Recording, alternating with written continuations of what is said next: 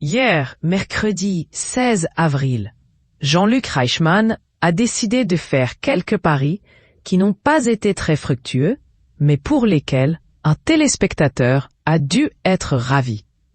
Après avoir remporté sa 20e étoile mystérieuse, Émilien continue sur sa lancée dans les 12 coups de midi. Le champion est devenu la bête noire de ceux qui veulent tenter leur chance dans l'émission de Jean-Luc Reichmann et il s'est imposé une nouvelle fois hier, mercredi 16 avril, sur TF1. Pour sa 566e participation, le jeune champion a fait face à 3 nouveaux adversaires, Chloé, Lydie et Ludovic. Ce dernier n'était pas un inconnu du plateau puisqu'il avait déjà affronté Émilien un an plus tôt.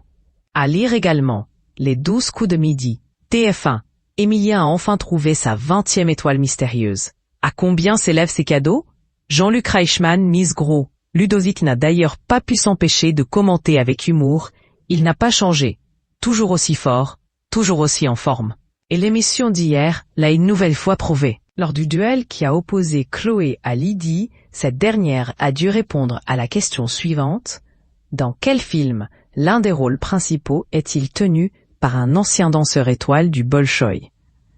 Elle a répondu GoldenEye, tandis qu'Émilien, pas si sûr de lui, a proposé Piège de cristal. Si le hasard fait bien les choses, parce que là je n'en ai aucune idée, a-t-il néanmoins avoué. Une hésitation qui n'a pourtant pas empêché Jean-Luc Reichmann de plaisanter. Il m'énerve, je ne sais pas ce qu'il va dire. À chaque fois, je parie 10 000, 20 000, 30 000 euros. Et l'autre, à chaque fois, il nous coûte une blinde à TF1. Pour pimenter un peu le suspense, l'animateur a simulé ou pas un coup de téléphone au président de TF1, Rodolphe Belmer, qui lui aurait suggéré de promettre 40 000 euros à un téléspectateur si Émilien trouve la bonne réponse. Le verdict?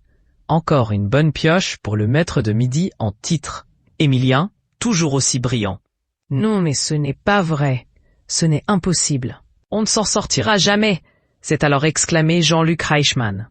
Et d'ajouter résigné, on a perdu un pari avec le président de TF1. Nous avons perdu cette somme sur un pari ballot. Et l'émission ne s'est pas arrêtée là. Quelques instants plus tard, lors d'un autre duel, le montant mis en jeu est monté, cette fois, à 50 000 euros. Toujours sur une intuition validée par Émilien.